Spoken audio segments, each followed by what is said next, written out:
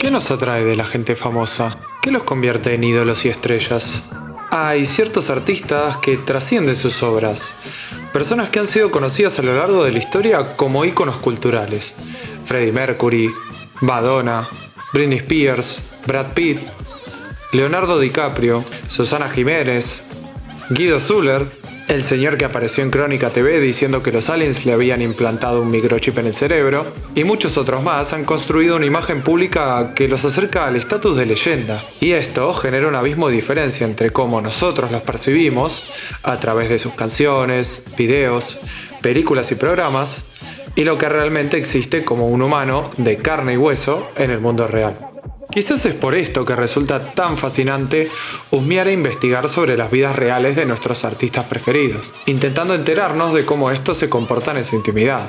Incluso existen aparatos mediáticos exclusivamente dedicados a revelar la verdad detrás de aquellos con fama y prestigio. De esta manera, nos enteramos, por ejemplo, de que Madonna le quería pagar $20 millones a Dennis Rodman para que la embarazase, que Tom Cruise es parte de un culto returbio que cree que los humanos somos almas inmortales alienígenas, o que a Guido Zuller le gusta el pollo con papas que hacía su mamá.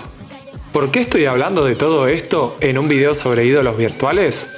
Para que entendamos que la fascinación que tenemos con los ídolos, las celebridades, las estrellas o el nombre que quieras ponerle, en gran parte depende de este vínculo que existe entre la imagen pública cuasi fantástica que construyen y lo que sucede detrás de esta, en su intimidad. De cierta manera, podemos pensar en una celebridad como un personaje. Solo eres una caricatura. ¿Y eso qué? Soy tan real que puedo hacer esto.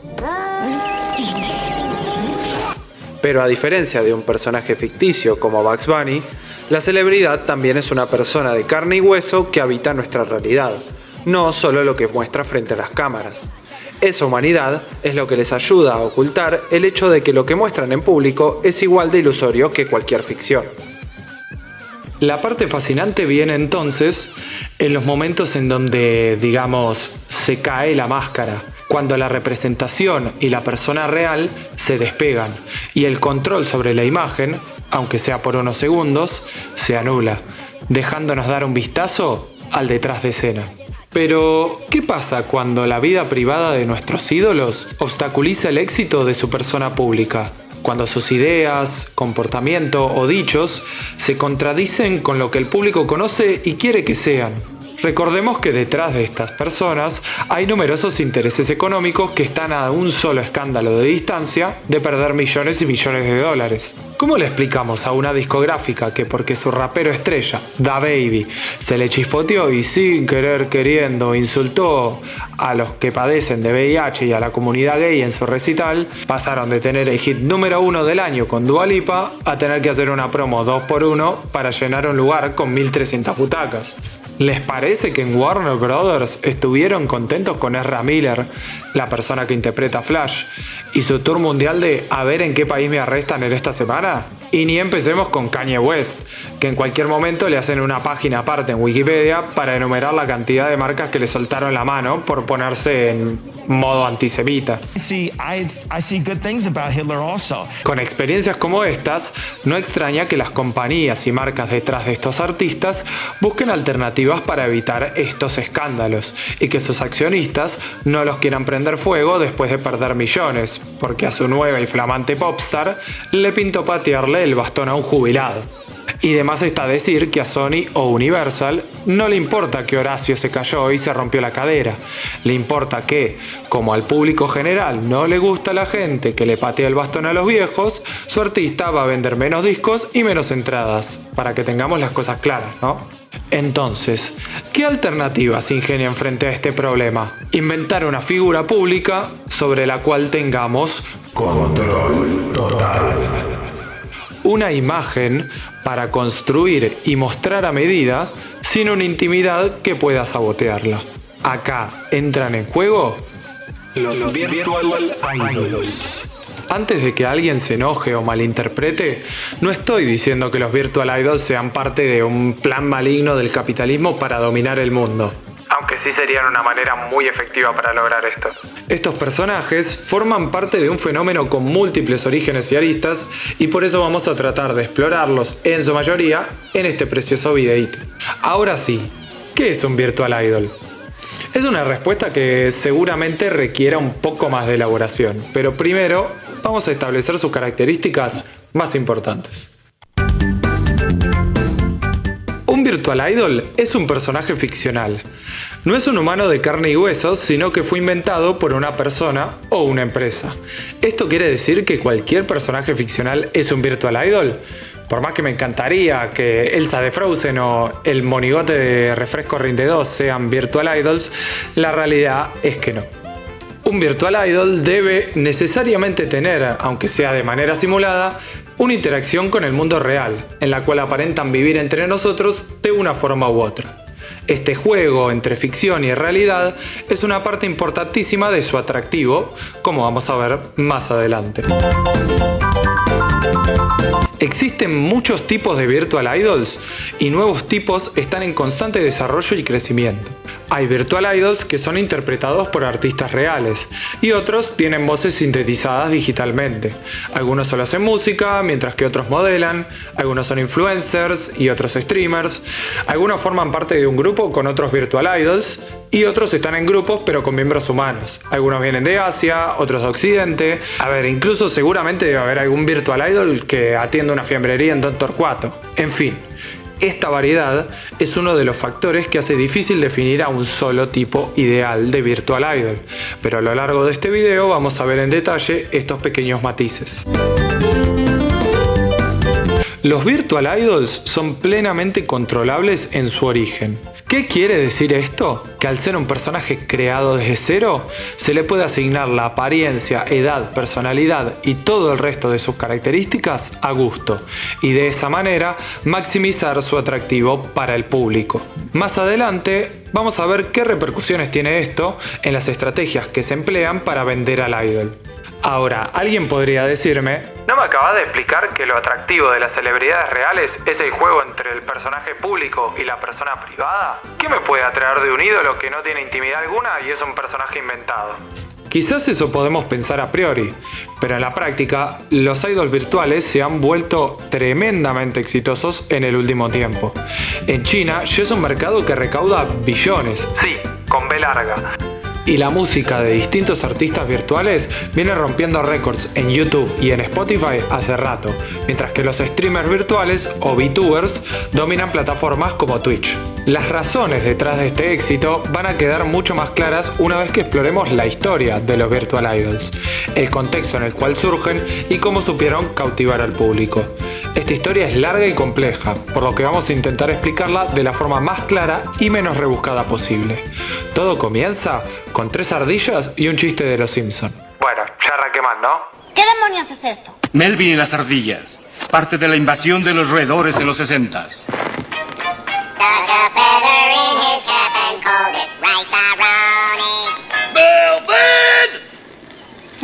Antes de ser una referencia en Los Simpson y mucho antes de ser perseguidos por un pelado maligno en una película live action, Alvin y las ardillas fue la primera banda virtual de la historia. Creados por Ross Bagdasarian Sr.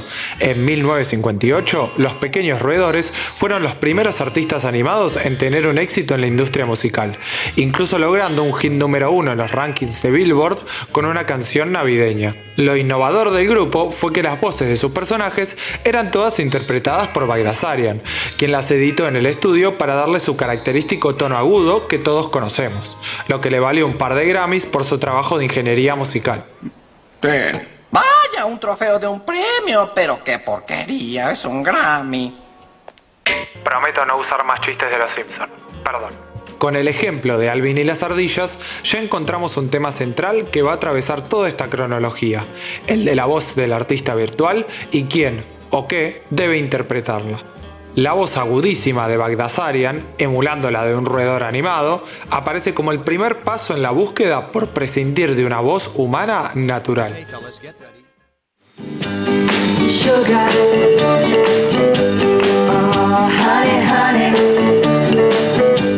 Una década después, en 1968, Otra banda ficcional llegaría a lo más alto de los rankings musicales, The Archies.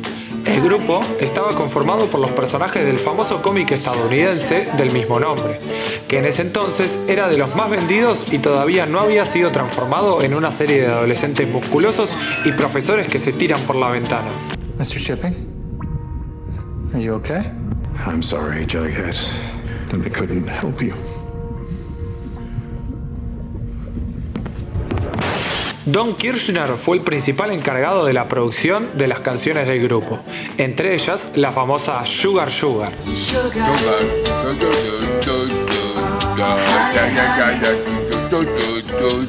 Perdón, en serio que es muy difícil no relacionar todo con los Simpson. A lo que iba es que Don Kirshner ya había tenido experiencia produciendo otro grupo, los Monkees, una banda que ya había dado un paso hacia la ficcionalización, apareciendo en un programa de TV, pero sin ser los que tocaban o cantaban las canciones. Una especie de banda virtual, pero con personajes humanos. ¡Guácala! ¿Te gustan los Monkees? ¿Sabes que no escriben sus canciones? ¡Claro que sí! ¡Ni siquiera tocan sus instrumentos! ¡No! Les prometo que es el último. Pero esta historia no solo se cuenta de este lado del mundo.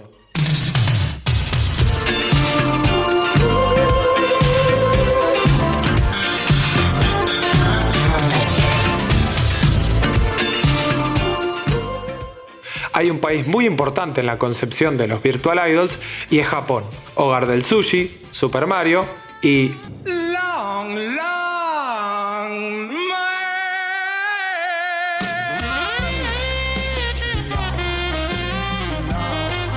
A principios de la década del 70, la cultura Aidoru empezó a crecer a pasos agigantados en el país nipón, impulsada por la popularización de la televisión. Aidoru, tomada de la palabra idol en inglés, se refiere a cantantes de música pop que, ya sea individualmente o como parte de un grupo, son presentados al público general por su atractivo y personalidad, cultivando una fanbase leal a través de sus álbumes, presentaciones en vivo y apariciones en los medios. A la par de esta industria, la del anime también se encontraba en pleno crecimiento, y en los 70s comenzaría una relación estrecha entre ambas que perduraría hasta el día de hoy.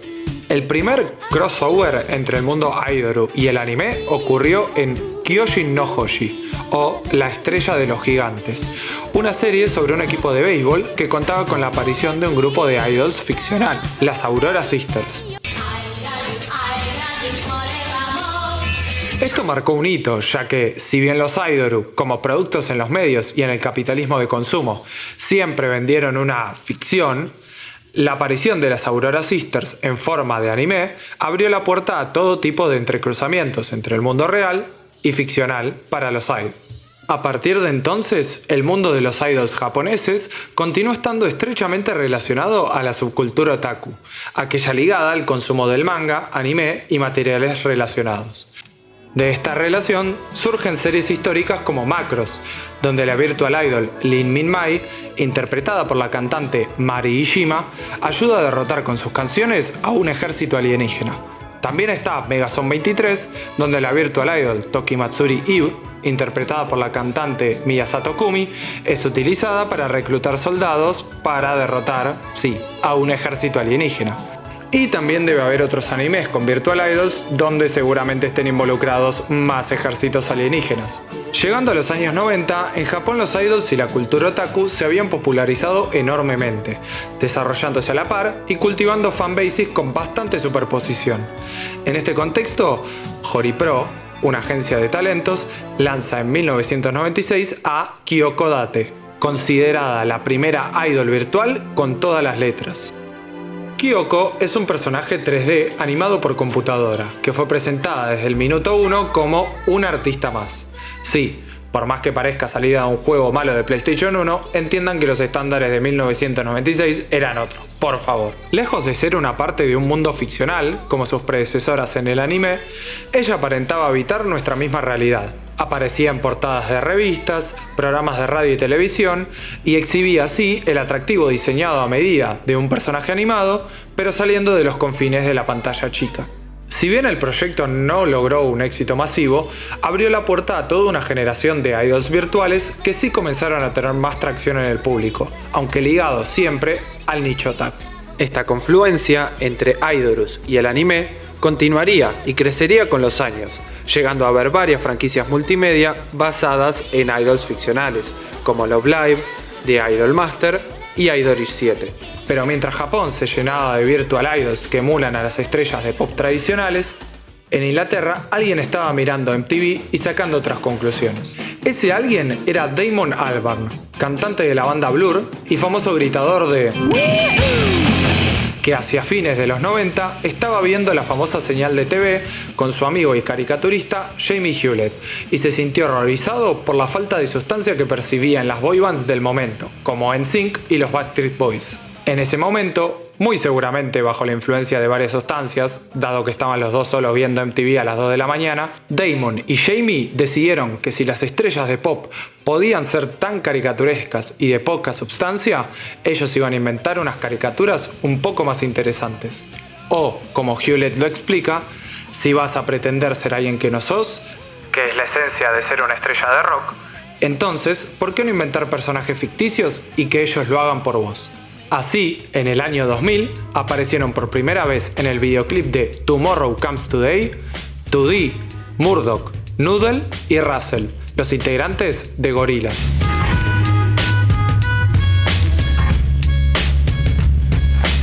Juntos romperían todos los patrones previos que habían caracterizado a los artistas virtuales.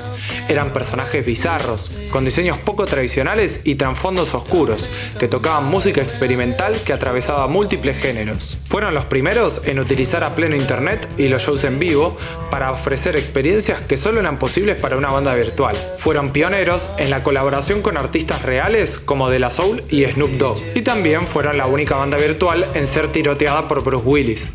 Gorillaz continúa al día de hoy con una exitosísima carrera de más de 20 años y sirvió de inspiración para una enorme cantidad de artistas tanto animados como humanos hasta la fecha.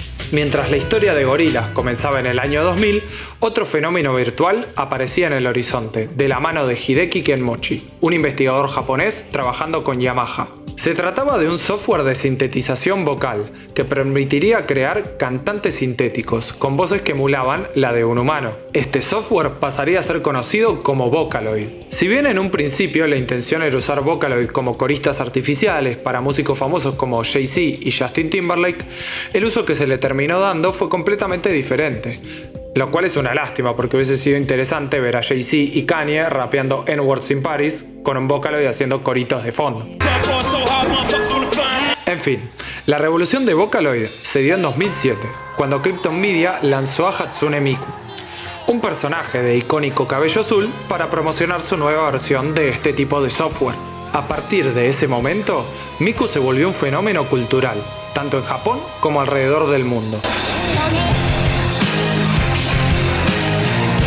Su atractivo principal recaía en que, al ser un software al que cualquiera podía acceder, todo fan podía hacer sus propias canciones interpretadas por Miku, muy similarmente a lo que muchos hacen hoy con la inteligencia artificial, pero 15 años antes. Antes de que pregunten, sí, estoy diciendo que Hatsune Miku es el antecedente directo de Homero cantando La Resaca. Encontré la solución al problema de la resaca. Además, las canciones producidas por fans luego podían ser remixadas por otro fan, a la vez que alguien más podía hacer una animación para acompañar ese remix, creando un proceso colaborativo a través de internet que no había sido visto nunca hasta ese momento. Definir a Hatsune Miku como virtual idol es difícil, ya que en definitiva es un personaje que existe principalmente a través de las interpretaciones de sus fans, y no como una versión única oficial. Pero sin duda, su figura fue fundamental en el surgimiento de los idols modernos tal y como los conocemos, y vamos a tener mucho más para hablar sobre ella en este video. Si de idols hablamos igualmente, no podemos ignorar a un país que los viene produciendo en masa hace décadas.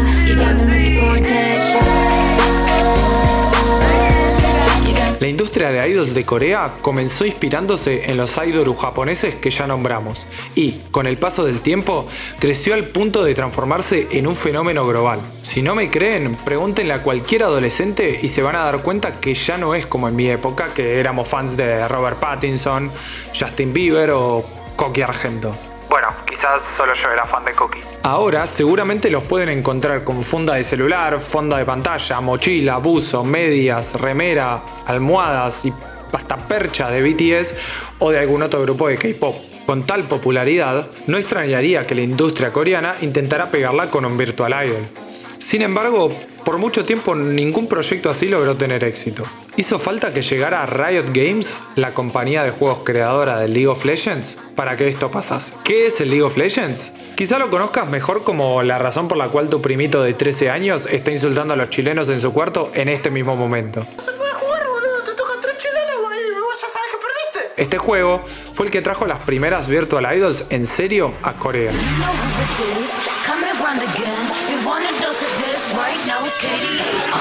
KDA, además de ser un grupo virtual de idols, es uno de los experimentos transmedia más interesantes de los últimos años. Básicamente, en conmemoración del Campeonato Mundial de League of Legends en 2018, celebrado en Corea, Riot Games decidió tomar 4 de las personajes más populares de su juego, Akali, Ahri, Evelynn y Kai'Sa, y juntarlas en un grupo ficcional en el cual la voz de cada una sería interpretada por una cantante pop, 2 americanas y 2 idols coreanas del grupo G-Idol. El éxito del proyecto fue inmediato. En tan solo 5 días, el videoclip de su debut, Pop Stars, tuvo más de 30 millones de reproducciones en YouTube.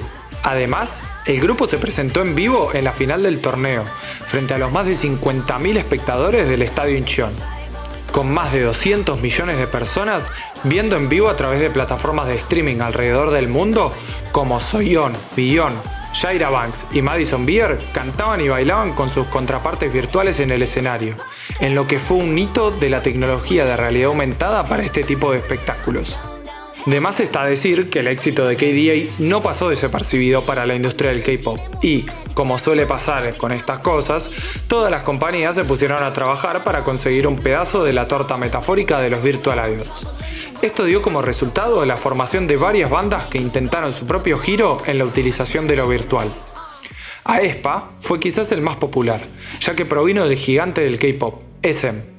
El concepto del grupo era la unión del mundo real con el virtual, ya que cada una de sus 4 integrantes cuenta con un avatar animado que actúa como su contraparte en un universo paralelo. También surgieron otros como Super King, una boy band en la que uno de los integrantes es virtual, mientras que el resto es humano.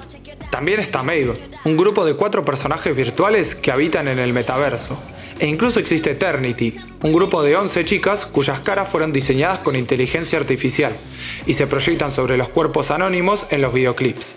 Y sí, es tan espeluznante como se imaginan. Incluso Riot repitió su propia fórmula al crear Heartsteel, la contraparte masculina de KDA, y otros juegos como Overwatch hicieron sus propias colaboraciones con idols reales, dándole su contraparte virtual al grupo Le Sserafim. En la actualidad, los virtual idols ya no solo se limitan al mundo de la música, sino que como sus contrapartes humanas, han sabido diversificarse en el mundo del entretenimiento. Quizá uno de los ámbitos donde los avatares virtuales han tenido más éxito en el último tiempo es en el streaming en vivo. Los llamados VTubers utilizan software de motion tracking para sincronizar sus movimientos con los de un avatar animado que los representa en pantalla, mientras juegan videojuegos o charlan con sus fans en vivo. Este es un formato que de alguna manera democratizó la figura del virtual idol, ya que la disponibilidad de modelos 3D y los software asociados permite ahora a cualquier persona crear su propio personaje virtual para representarse y transmitir desde una plataforma de streaming. Como verán, la historia de los virtual idols para ser un fenómeno tan nuevo es todo menos sencilla.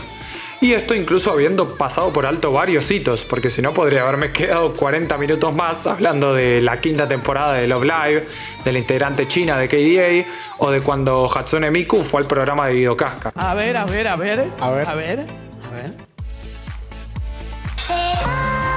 Después de este recorrido entendemos mejor cómo surgieron, evolucionaron e impactaron el público los virtual idols y comprendemos la complejidad a la hora de definirlos como algo estático y con características fijas.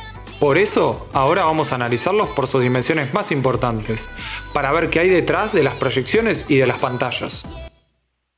Como vimos, un ídolo virtual es una figura inherentemente ambigua. Se trata de un personaje animado que simula ser una celebridad, lo cual, según explica el autor Daniel Black, se ve facilitado porque las celebridades ya son, en sí mismas, el primer paso hacia la virtualización.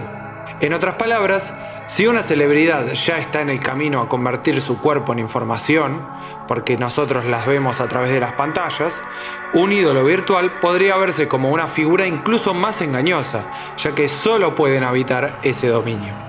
Entendiendo este problema, las empresas detrás de los virtual idols usan distintos tipos de estrategia para poder darles legitimidad, para que se conviertan en un artista válido en el imaginario del público. Tomemos como ejemplo a Kyoko Date, a quien ya mencionamos como la virtual idol pionera en Japón. Cuando Hori Pro la presentó allá por 1996, no les bastó simplemente con decir: acá está Kyoko Date. Podrá parecer una Lara Croft de Play 1 con problemas motrices, pero bueno, es como una idol cualquiera. No, desde el día 1, la agencia se esforzó por establecer a Kyoko como una persona real, a la que los fans podían conocer a fondo, con su propia personalidad, gustos y particularidades. Con este fin, crearon una página web con una biografía, un perfil detallado e inclusive una entrevista exclusiva con la idol, como si se tratase del debut de cualquier otra artista representada por la agencia. En esta hermosa web, con el diseño más internet de 1996 que vi en mi vida, podemos encontrar un montón de información sobre Kyoko, como que sus artistas preferidas son Mariah Carey, TLC y Enya, casi tan bizarro como mi Spotify, que su película favorita es Toy Story, por eso debe ser que sí tiene el mismo nivel de animación, ¿no? O que su hombre ideal es Goku de Dragon Ball Z. El mío también. Desde que Hori Pro la inauguró en los 90, esta manera de legitimar artistas virtuales pasó a ser básicamente el modelo a seguir para cualquier proyecto exitoso. Gorillaz lo hizo muy bien en sus inicios. Webs interactivas para conocer mejor a los personajes, presentaciones en vivo con artistas como Madonna y hasta un episodio en el reality de MTV Cribs. Sí, quiere decir que Gorillaz y Lionel Scaloni son parte del multiverso de MTV Cribs. I like pasta, I like chicken, salad. Con estas acciones, el grupo animado se entrecruza cada vez más con la realidad, al punto tal de que el público empieza a considerarlos en las mismas categorías que cualquier otro músico. KDA, más acá en el tiempo, hizo cosas muy similares, como entrevistas en persona con varios medios y hasta un video con Genius en el cual Akali explica la letra de la canción More, al igual que cientos de artistas ya hicieron en el mismo sitio. I be flossing, I be flossing. Ahora, muchos podrían ver todo esto y pensar que no son más que intentos por simular una realidad que nunca va a existir. Un virtual idol nunca va a ser una persona real, por más recursos que usen sus agencias para mostrarlos como tal. Eso es obviamente cierto, pero quizá el objetivo final no es la realidad, sino la ilusión. En una serie de artículos sobre la convergencia de medios en Japón, el autor Yoshida Masataka usó el término esquema ilusorio para referirse a la manera en que los virtual idols son mediatizados. Masataka sostiene que los animes sobre idols intencionalmente confunden ficción y realidad, o fomentan su convergencia, para impulsar a los fans a intentar resolver estas conexiones y capas de significado. Por ejemplo, en Love Live, anime de idols famoso por el las protagonistas pasean por Akihabara, un distrito real de Tokio que cualquier fan japonés puede visitar, dando a entender que los personajes conviven en su mismo espacio. Además, mientras que en los videoclips las idols aparecen como personajes animados, en los conciertos en vivo las actrices detrás de sus voces las encarnan vestidas como en el anime, reproduciéndolas en su propio cuerpo. KDA hace algo muy similar en su presentación en vivo, mostrando a los personajes y a las artistas en un mismo escenario, como si fueran las dos versiones de un mismo idol. En definitiva, no se trata de hacer pasar la ficción por realidad, porque para eso sería más sencillo presentar a un idol tradicional y ahorrarse el resto. El atractivo está en presentar al fan un entramado profundo de realidades y ficciones, que solamente puede existir a través de su interconexión y que se intercambian según lo que sea más conveniente o interesante. Para entender este esquema ilusorio desde el punto de vista de los fans, no podemos ignorar el contexto en el que generalmente se consumen los idols y el anime. Y no hablo solo de las famosas convenciones. Ya tocamos la conexión entre la subcultura otaku y el mundo idol, pero profundicemos un poco más. Si bien el término otaku en Japón puede aplicarse a todo tipo de hobby o interés, ya que hace referencia al entusiasmo u obsesión por un consumo en particular, en su origen la palabra estuvo casi exclusivamente vinculada con los fans del manga y del anime. El término también cuenta con la connotación negativa del aislamiento social y la separación con la realidad que algunos otakus experimentan, llegando a su punto cúlmine en la figura del hikikomori, quien se recluye en su cuarto evitando todo contacto con el mundo exterior. Para uso práctico en este video, y para evitar caer en preconcepciones y estereotipos, vamos a tomar la definición que Federico Álvarez Gandolfi hace del otakismo, como un recurso identitario que, a partir del fanatismo por el manga y el anime, y todos los objetos y las prácticas relacionados a estos, habilita la producción de vínculos comunitarios en función de sentimientos de pertenencia común. El concepto del mundo otaku que más nos interesa para entender al fan de las virtual idols es el de la waifu. La waifu, tomada de la pronunciación japonesa de wife, o sea, esposa, es la expresión del vínculo entre un otaku y su personaje favorito, generalmente femenino, que es el objeto de devoción permanente, lo cual se manifiesta bajo el consumo de todo tipo de merchandising, creación de fanfics y fanart y todo tipo de prácticas fan. Cabe destacar que esta relación puede darse dentro de un espectro de seriedad. Hay quienes lo hacen desde un lado casual y en broma, y otros que consideran a su waifu una persona real, con sentimientos, uso de razón e incluso candidatas perfectas para matrimonio. Como podrán imaginar, en el caso de los fans de las virtual idols, la lógica de la relación waifuista está más vigente que nunca. Si lo pensamos, el juego de ficción-realidad con el que se mediatizan estos idols apelan justamente a ese tipo de vínculos, ya que le dan al otaku fan una sensación de que su waifu tiene una existencia en el mundo real, sin la demanda de interacción y exposición que representaría una relación con una persona de carne y hueso. Termina siendo, de alguna forma, un paso intermedio entre un personaje de un anime y una persona real. Este es un fenómeno que la autora Sherry Turkle toca en su libro Alone Together. Nos sentimos solos, pero le tememos a la intimidad. Las conexiones digitales y el robot sociable pueden ofrecer la ilusión de compañía, pero sin las demandas de la amistad. En este paradigma suele anclarse el marketing de un virtual idol, y es aquello que le permite ser rentable como artista. Hablamos de una mercantilización del afecto, en la que la búsqueda del amor, el goce y la felicidad están atadas al mercado, ya sea comprando álbumes, entradas para shows o mousepads de características cuestionables. Las agencias siguen ese juego y saben que el fan quiere sentir que su idol favorito podría ser real, o que la relación que desean con este podría ser la misma que una en la vida real. Es por eso que aprovechan la ambigüedad del esquema ilusorio.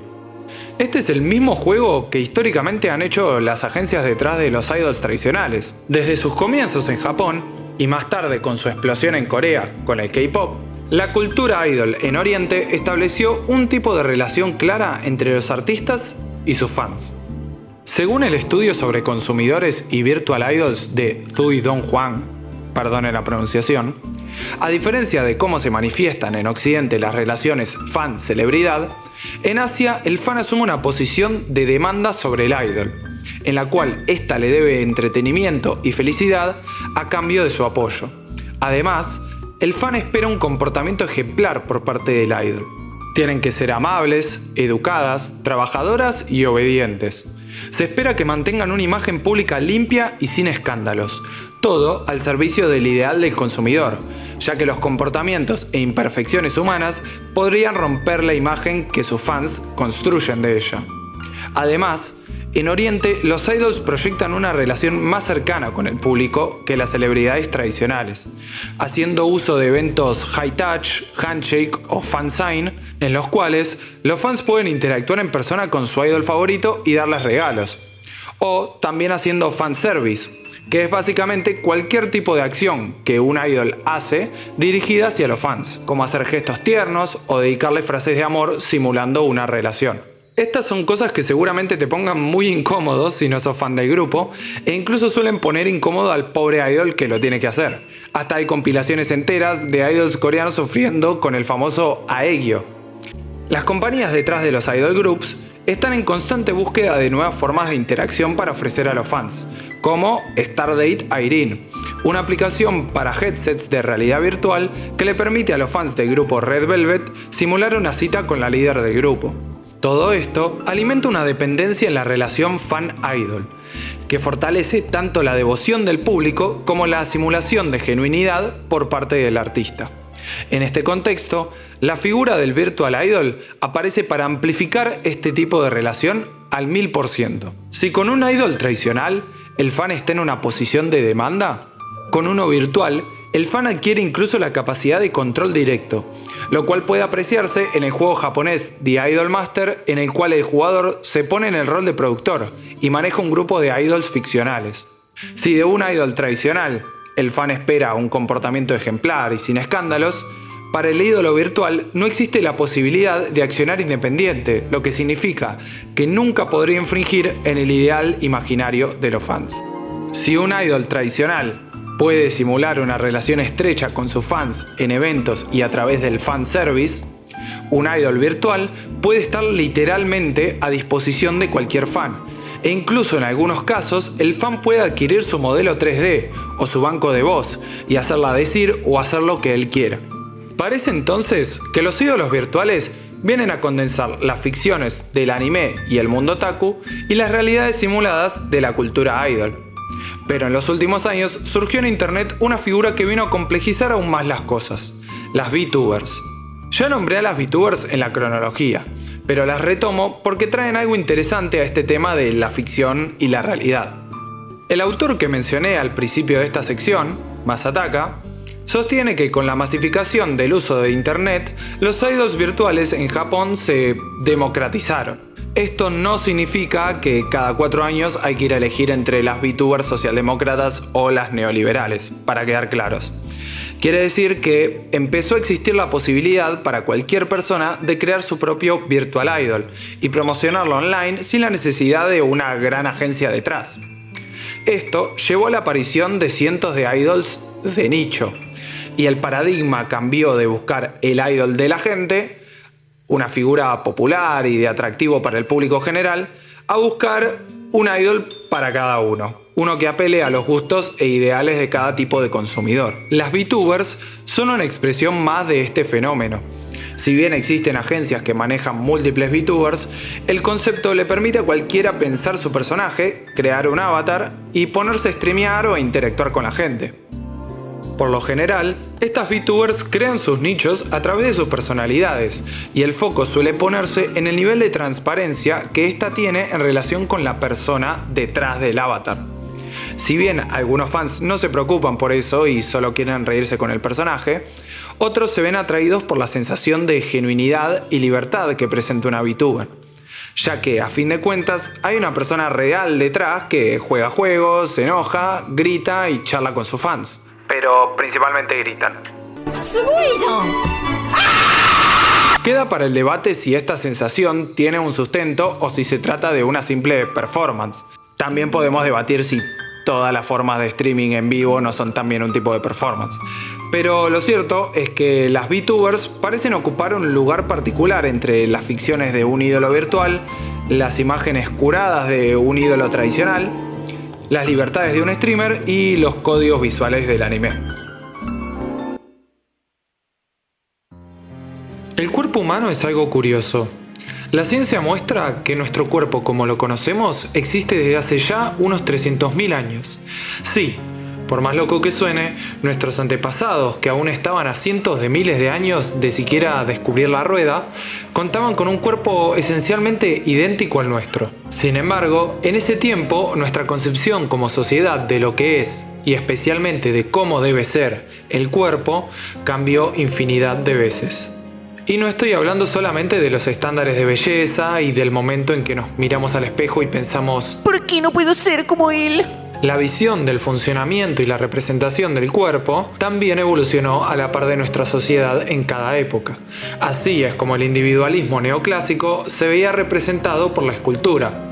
Una figura humana completa, con límites claros e impenetrables, puesta en un pedestal para un observador inferior y pasivo, un reflejo fiel de la concepción burguesa del cuerpo en el siglo XVIII. Más hacia acá en el tiempo, el autómata aparece como un intento de una sociedad industrial para explicar el cuerpo humano en términos mecánicos, con el argumento de que este no es más que una máquina de mayor complejidad y que todas sus funciones pueden ser replicadas por la tecnología. Por supuesto, en la era actual, denominada por muchos autores como la de la información, No extraña que el cuerpo deje de compararse con una escultura o una máquina y pase a percibirse como un conjunto de datos. Lo que llamamos virtualidad emerge en la fotografía, el cine y los rayos X, y luego se profundiza con los gráficos por computadora, los efectos especiales, las resonancias magnéticas y los filtros de realidad aumentada. Estas y muchas otras técnicas culminan en la destrucción del cuerpo clásico, el de la escultura maciza y cerrada,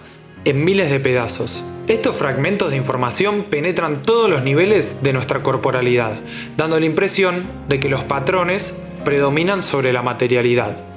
En el momento en que empezamos a ver la información como más móvil, más importante y más esencial que la forma material del cuerpo, ahí es cuando aparece el cuerpo virtual.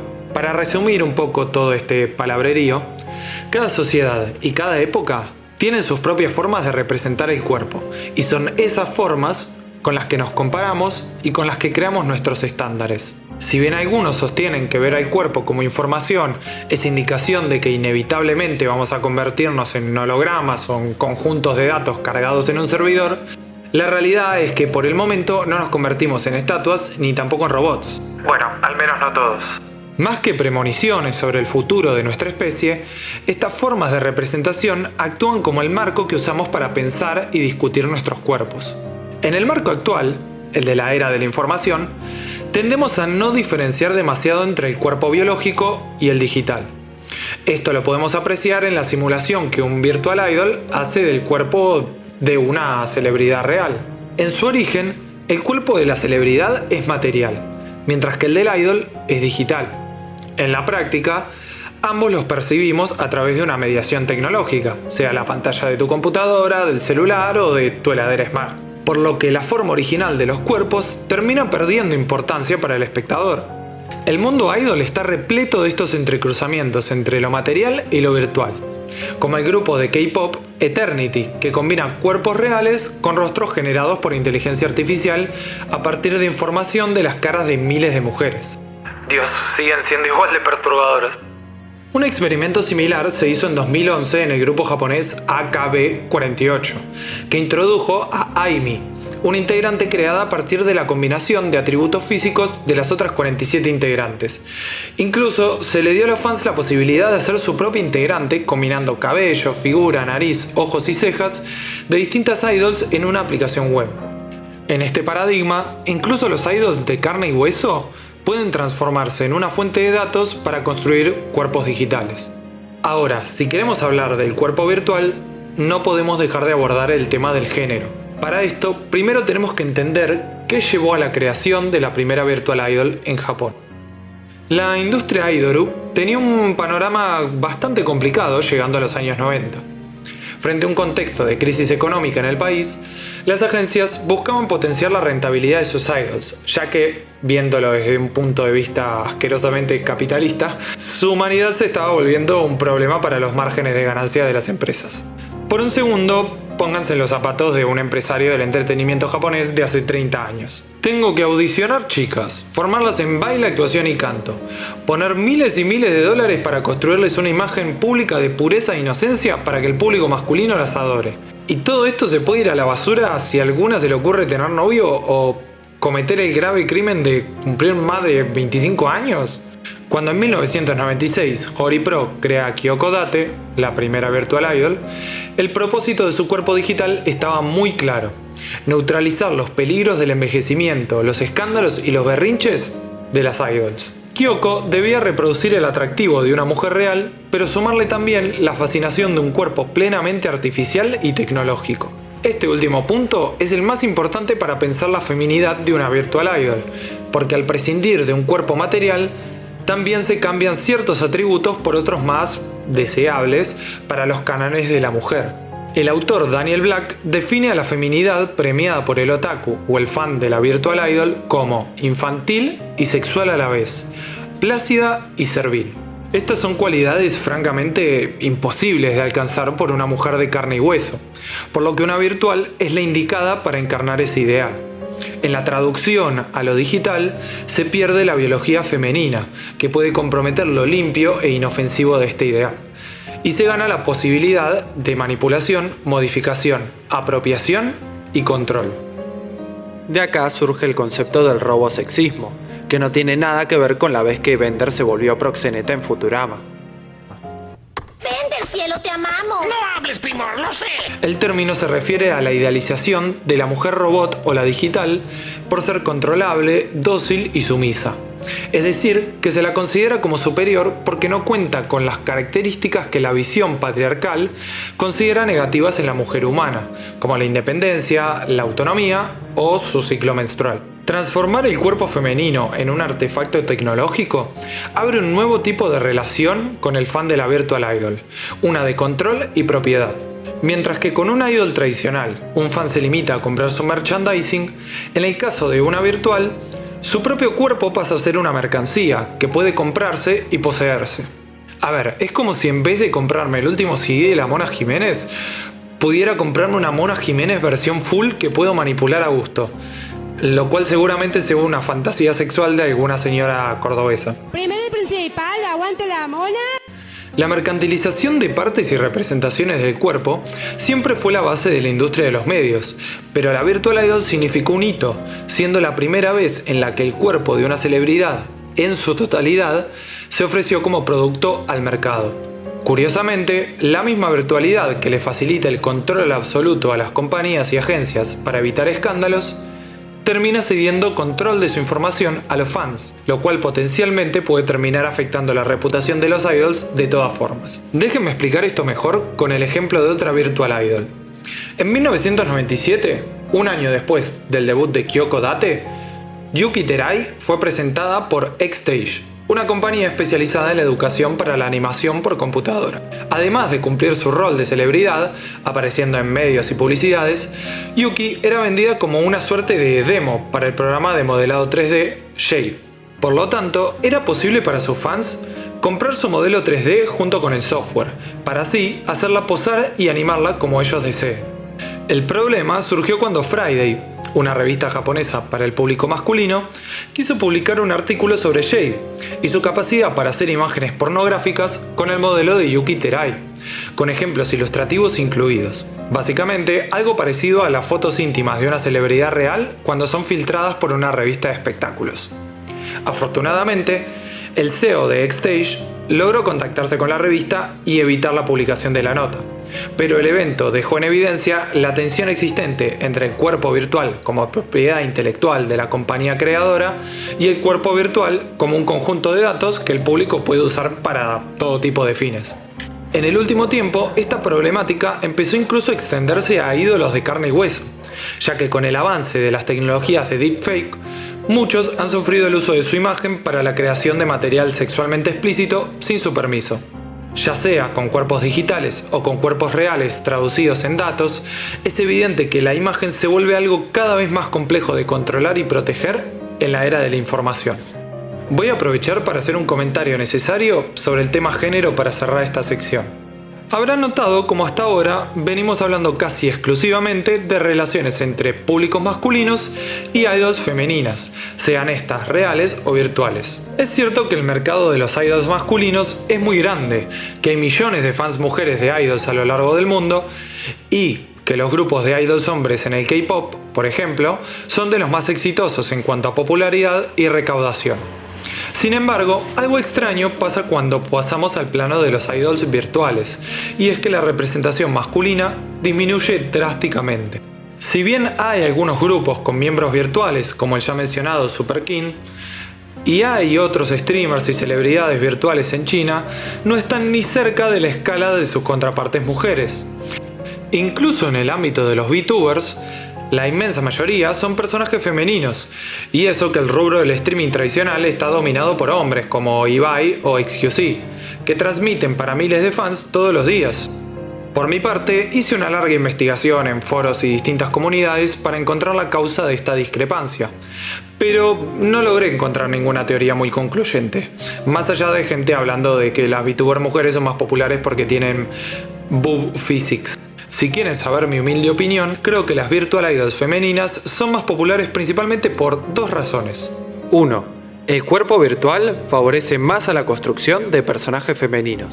Como discutimos, lo sumiso y controlable de un virtual idol son cualidades que apelan más al ideal del público masculino. Además, si bien la industria del espectáculo suele valorar la juventud en líneas generales, se pone mucha más presión sobre las mujeres para no envejecer. En el mundo idol del K-pop, los grupos de hombres suelen tener mucha más longevidad por esta razón, mientras que la gran mayoría de grupos femeninos no pasan la barrera del primer contrato de 7 años. Curiosamente, cuando la mayoría pasa a los 25 años de edad. A su vez, el ideal para la celebridad masculina suele estar más relacionado con la autoridad, la independencia, la rebeldía o la agresividad, cualidades que no son muy fácilmente simuladas por un ídolo virtual. Evidentemente, la virtualidad aporta mucho más a lo que se espera de una figura femenina. 2. Las idols femeninas suelen tener un atractivo más universal, para todo tipo de público. Si bien los grupos masculinos recaudan más gracias a la mayor fidelidad de las fans mujeres y su mayor disposición para comprar álbumes y entradas de recitales en la media, son las idols femeninas las que suelen apelar a una audiencia lo más amplia posible. Como los virtual idols en su mayoría son proyectos experimentales que no tienen garantizada una gran audiencia desde su inicio, es lógico que los más exitosos sean en su mayoría grupos y artistas mujeres. Obviamente, estas dos no son más que dos hipótesis personales, y creo que sería interesante ahondar un poco más en los detalles de otras relaciones de género en lo virtual. Pero por hoy vamos a tratar de que el video dure un poco menos de 2 horas, así a nadie le baja el azúcar o se pisa encima. Como les conté en la cronología al principio del video, los artistas virtuales existen desde la década del 50, pero es curioso pensar que la capacidad técnica para crear uno existe básicamente desde que se inventó la animación, allá por principios del siglo XX. El hecho de que tomó hasta el año 1958 para que aparezca algo como Alvin y las ardillas es simplemente porque nadie tuvo la creatividad o la locura, y tampoco estaban dadas las condiciones culturales como para pretender vender un personaje ficticio, puntualmente una ardilla fachera con gorrita, como un artista musical. Ahora, lo que sí fue imposible por mucho tiempo era crear un artista plenamente virtual, que no dependiera de la voz del humano para existir. Si bien Bagdasarian modificaba su voz para que sonara más chillona y ardillesca, era, al fin y al cabo, su voz, y no la de las ardillas, la que sonaba cada vez que se ponía un disco. Lo mismo le sucedió a Don Kirshner con The Monkees y The Archies. Con el primer grupo se deshizo de la necesidad de que los intérpretes de los instrumentos y las voces fueran los que se presentaban al público. Y, con el segundo, se deshizo de la corporalidad de la estrella pop por completo, reemplazándola por dibujos animados. Sin embargo, prescindir del humano en la producción seguía siendo imposible. Alguien tenía que prestar la voz para que Archie cantase Sugar Sugar. Con el pasar de los años, fueron avanzando las tecnologías para la virtualización de la voz. Aparecieron el vocoder, el talkbox, el autotune, el autoatune. Pero cualquier tipo de técnica, por más digital y avanzada que fuese, siempre necesitaba de una voz humana como punto de partida. Sin embargo, eventualmente apareció ese factor que cambió el mundo de los artistas virtuales y de la música en general para siempre: el Vocaloid. Ya mencionamos el origen de esta tecnología, pero todavía no explicamos en detalle cómo funciona y qué la hizo tan revolucionaria tras su lanzamiento en 2004.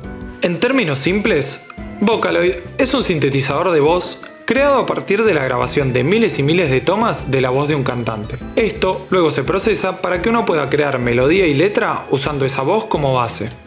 Es como tener un instrumento creado a partir de una voz humana, que uno puede manipular a gusto, dándole acentos, vibrato e inflexiones que puede utilizar a medida de la pieza musical que se quiera producir. Con la irrupción de Vocaloid, por primera vez fue posible crear canciones cantadas sin cantantes. Y no solo para un grupo selecto de productores de elite, sino que, con la popularización del programa, se volvió cada vez más y más accesible para amateurs y profesionales por igual. Ahora, ¿por qué se volvió tan popular Vocaloid? 2 palabras: Hatsune Miku. Cuando Krypton Future Media lanzó a Miku en 2007, venían de varios años intentando generar tracción para el software en Japón, con personajes como Meiko y Kaito. Si bien no fueron un éxito rotundo, Krypton se dio cuenta de dos cosas con estos personajes. Una fue que el banco de voz del personaje femenino, Meiko, había vendido muchísimo más. Y la otra, que incluir la ilustración del personaje en la caja del producto ayudaba muchísimo a las ventas. Sí, esto era cuando los programas venían en caja todavía. O si eras rata como yo, venían en un folio pedorro y se lo comprabas a un mantero en la calle. Estos aprendizajes con Meiko y Kaito llevaron a Krypton a desarrollar un nuevo personaje con un atractivo masivo para potenciar las ventas del software. El resto es historia. Miku fue un éxito instantáneo, generando millones de fans que al poco tiempo empezaron a formar una gran comunidad online alrededor de su figura. Pero esta no era como cualquier comunidad online, sino que fue pionera en una nueva forma de creación colaborativa a gran escala, el User Generated Media, o contenido creado por usuarios. Este es un proceso en el que los fans complementan sus talentos y conocimientos a través de internet para crear canciones, animaciones, fanart y fanfiction, entre otros. Todo basado en la popular idol de cabellera azul. Hoy, con 15 años de redes sociales y globalización encima, esto puede sonar como algo corriente. Pero puedo asegurarles que en 2007, y con conexiones de internet que con suerte llegaban a 1 mega de velocidad, organizarse y colaborar en este tipo de proyectos con desconocidos a través de la web era algo completamente disruptivo. Para que entiendan lo que conlleva este tipo de creación, les voy a explicar con un ejemplo de mi propia experiencia. Tengo un amigo que tiene un gusto particular por el internet bien rancio de antaño. Y cuando nos conectábamos a jugar algún juego juntos y hablar en Discord, a él le gustaba torturarnos poniendo un doblaje fan en español latino de una canción Vocaloid de 2008, protagonizada por nuestra queridísima Hatsune Miku. La canción se llama Triple Vaca, o como la traducen literalmente en el video, ¡Triplemente idiota! Más allá de las dudosas dotes vocales del intérprete del doblaje y de la cantidad de veces que mi amigo me la hizo escuchar y sufrir, a partir de mi investigación para este video supe entender la magnitud de la colaboración que hay detrás de esta canción. Repasémosla. En 2008, el productor Lamacepe, andás a ver cómo se pronuncia, ¿no? Bueno, este tipo compone Triple Vaca con Vocaloid y el banco de voz de Hatsune Miku, poniendo letra, instrumentación y melodía. Después, con la ayuda de otros usuarios, crea el video animado y, 2 años más tarde, el usuario Naneku en YouTube traduce la letra de japonés al español y pone su propia voz para hacer el cover de la canción. La cosa no termina ahí. Como la popularidad de Miku sigue siendo enorme al día de hoy, Triple Vaca ya es considerada como una canción legendaria y la gente sigue haciendo covers. Así es como sale otro fandub en español en 2022, cantado por otra fan. Esta vez Sean, con todo un video animado nuevo, hecho por un tal Ajolote, instrumentales también nuevos de Koba y una letra traducida nuevamente por Emanuel CG. Este es el espíritu de creación colaborativa que nació con Hatsune Miku, que involucró docenas de fans y usuarios alrededor del mundo, que atravesó más de 15 años y que combinó distintas disciplinas de escritura, animación, composición y canto. Todo esto para que más y más fans puedan seguir rompiéndose las cuerdas vocales y gritar ¡a todo color! Y esta no es la única manera en la que los fans colaboran para crear contenido basado en Miku. Muchos escriben fanfiction, otros dibujan fanart, y no podemos dejar de mencionar el programa Miku Miku Dance, o MMD, que se creó para animar a la idol bailando sus canciones y que a lo largo de los años permitió representar todo tipo de creaciones de sumo valor cultural e histórico, como por ejemplo Poppy Po, la famosa canción donde Miku te invita a tomar jugo de verduras. O también, ¿por qué no?, a Goku bailando la Macarena. Acá es donde tenemos que hablar de otra influencia muy importante en el mundo Vocaloid, una que viene de la esfera otaku también, la cultura doujin. ¿Qué es un doujin? Es un término que se usa en Japón para las obras autopublicadas, ya sean originales o basadas en otra propiedad, y abarca desde cómics y literatura a música y hasta software. Es una cultura creada por fans y para fans. En el mundo del doujin, cada obra es única, particularmente aquellas que estén basadas en otra creación ya existente. Y se las trata como artículos coleccionables, no como una imitación o copia de otra cosa. La lógica de la cultura doujin está muy presente en las comunidades Vocaloid y se hace evidente en el afán por compartir entre pares, en la colaboración masiva y en la creatividad sin restricciones. Todas las creaciones Vocaloid se construyen a partir de una creación anterior y se retroalimentan para lograr algo superador.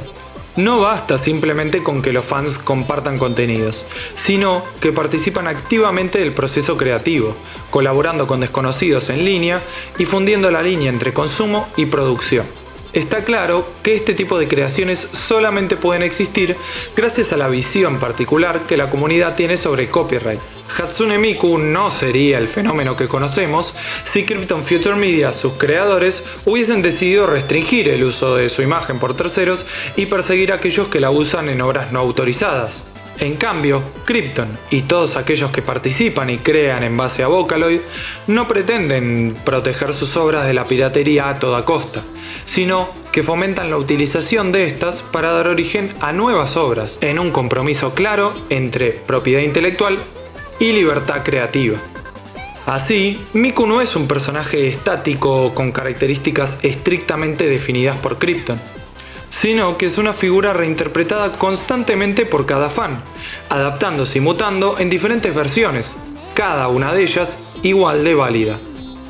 En pocas palabras, si Hatsune Miku tiene 1000 fans, hay 1000 Hatsune Mikus diferentes. Es por esto que autores como Lin Le la analizan no como una virtual idol, sino como un reflejo de la persona que la está utilizando en un determinado momento. Desde este punto de vista, los famosos conciertos virtuales, en los que solemos verla, no son tanto un evento donde los fans van a adorar a su idol, como a menudo pensamos en Occidente, sino que representan una celebración comunitaria de los esfuerzos en conjunto de estos fans para darle vida a Miku.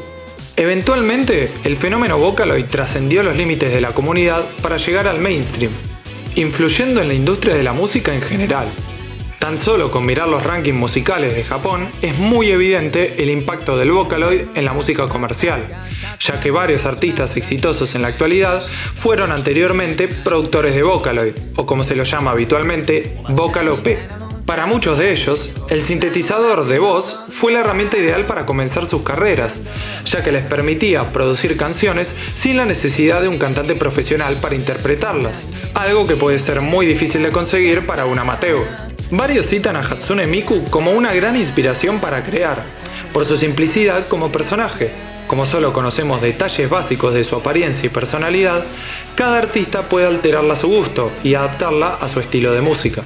Miku ya no era un simple banco de voz, sino que era la artista que cualquiera puede producir. Artistas de renombre mundial como Eve, que está sonando de fondo, o Kenshi Yonezu pasaron de producir canciones con Vocaloid a lanzar sus propias carreras como artistas musicales usando sus propias voces. Esto deja claro que Vocaloid no fue solo una novedad pasajera, sino que se estableció como una herramienta fundamental y duradera para la experimentación en la música. E incluso hoy en día miles de jóvenes entran a la industria como nativos de la generación Vocaloid. Un último artista que me gustaría nombrar, porque son muy importantes para entender este video, es el dúo conocido como YOASOBI. El grupo está conformado por Ayase, un productor Vocaloid, e Ikura, una cantautora. Y quizás les suene su canción Yoru ni Kakeru, que se volvió viral en todo el mundo durante 2020. La obra de ellos que más nos interesa, sin embargo, es una canción oportunamente titulada Idol. El dúo la compuso para un anime, como suelen hacer muchos artistas en Japón para alcanzar a un público más masivo. En este caso, el anime era Oshi no Ko. Si estuvieran prestando atención, la cita del principio de este video salió justamente de ahí. Oshi no Ko cuenta la historia de Hoshino Ai, una idol de 16 años cuya vida retrata todo lo que hablamos hasta ahora. Hoshino creció en un orfanato y fue reclutada para convertirse en idol a los 12 años de edad por una compañía. Ella no creía que podía hacerlo. Después de todo, ¿cómo podía demostrarle amor a sus fans si ella misma nunca había recibido amor? Su manager le ofreció una alternativa: mentir, simular ese amor. Así, Hoshino comenzó su camino en el mundo idol, convirtiéndose en la cara de un grupo muy popular a sus jóvenes 16 años. Sin embargo, pronto llegaría una crisis. Había quedado embarazada. De más está decir que la gestación es una de las partes del cuerpo femenino que no es aceptable en un idol, por lo que debió esconder su embarazo del público y desaparecer por un tiempo de los medios. Tenía que decidir, interrumpir el embarazo y continuar con su carrera, o dar a luz y darla por terminada. Su decisión, continuar con la mentira, su única manera de amar. Iba a tener sus mellizos, pero los mantendría ocultos del mundo para no traicionar el ideal del público. Aún así, un pensamiento la seguía atormentando. ¿Sería capaz de amar a sus hijos? ¿O acaso la única forma de amar de la que era capaz era la farsa que le presentaba a sus fans? Contrastando con su energética melodía, la canción de YOASOBI relata en su letra el duro conflicto interno que atraviesa la joven idol.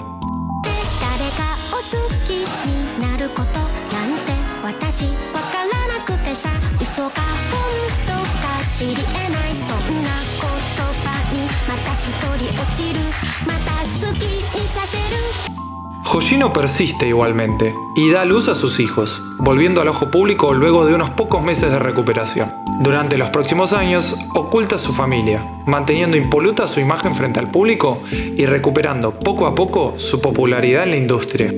Pero cuando su carrera parecía destinada al éxito, lo que llegó fue la tragedia. Un fan se había enterado de su embarazo. Y esto significaba un pecado imperdonable, algo que la canción de YOASOBI representa en su tercera estrofa.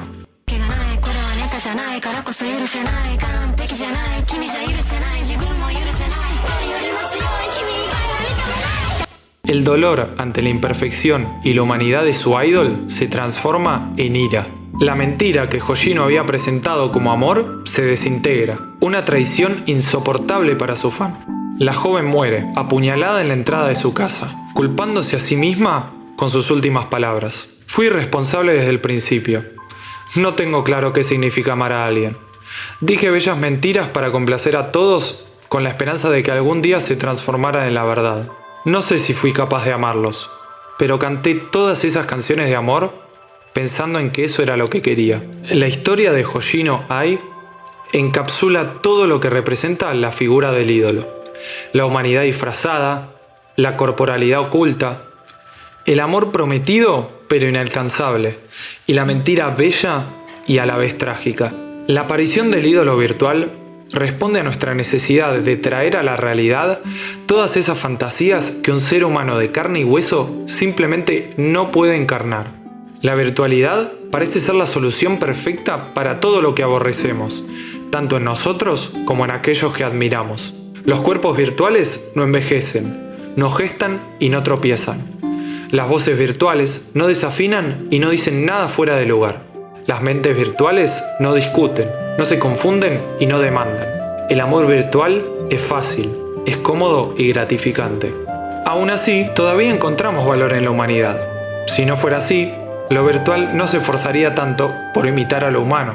Está claro que los virtual idol y los artistas virtuales en general ya no son una simple novedad. Hoy, artistas virtuales y reales habitan el mismo plano y se disputan nuestra atención y adoración. Personalmente, creo que la irrupción de estos artistas plenamente manufacturados va a obligarnos a repensar las ficciones del mundo del espectáculo y a las personas que las encarnan. No somos ni estatuas, ni máquinas, ni hologramas. Y no deberíamos esperar la perfección de nuestros ídolos cuando ellos son igual de humanos que nosotros. Mi esperanza es que los artistas virtuales sirvan como una nueva forma de experimentación en la música y el entretenimiento.